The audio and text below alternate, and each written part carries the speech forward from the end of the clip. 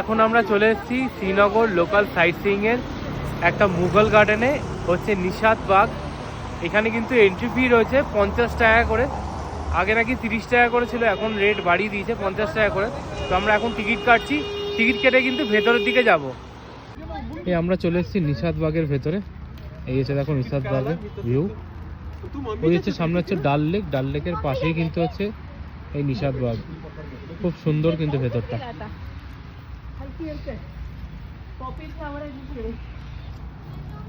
চলো ভেতরের দিকে যাওয়া যাক।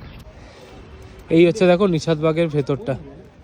পুরো ভেতরটাই কিন্তু বেশ সুন্দর, রং বেরঙের গাছ ও ফুল দিয়ে পুরো সাজানো, ব্যাপক সুন্দর। দেখো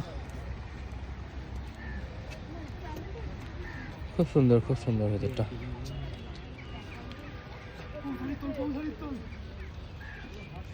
আর দূরে দেখো পাহাড়ে কিন্তু প্রচুর ফগ জমে রয়েছে, বৃষ্টি হচ্ছে যার জন্য আমাদের একটু অসুবিধা হচ্ছে, বাট বেশ ভালো লাগছে। এখানটায় কিন্তু ফটো আর রিলস ভিডিওর জন্য কিন্তু পারফেক্ট জায়গা। যদিও আমাদের একটু ব্যাড লাক, ওয়েদারটা খারাপ, বাট পরিবেশটা কিন্তু ঘ্যাম। এই জায়গাটা কিন্তু একটা স্মৃতিসৌধ হিসাবে কিন্তু বানানো। এই জায়গাটা বেশ সুন্দর জায়গা। আর এখানে আসলে তোমরা ওই সামনে এখানকার ট্রেডিশনাল যে ড্রেস আছে সেই ড্রেস পরেও তোমরা কিন্তু ভিডিও ফটো করতে পারো। চারপাশের ভিউটা দেখো, একদম ঘেমা।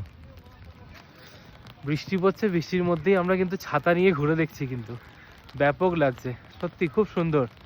ডাল লেকের পুরো একদম পাশেই এই জায়গাটা, খুব ভালো। পুরো মুঘল গার্ডেনের সব থেকে বেস্ট জায়গা লেগেছে আমার হচ্ছে এই জায়গাটা। এই গাছগুলো একবার দেখো, গাছগুলো পুরো সাদা রঙের ফুল দিয়ে পুরো ভর্তি, যা দেখতে অপূর্ব লাগছিল। তো যাই হোক, এই শর্টসটা আমি এখানে এন্ড করলাম। দেখা হচ্ছে পরের শর্টসে।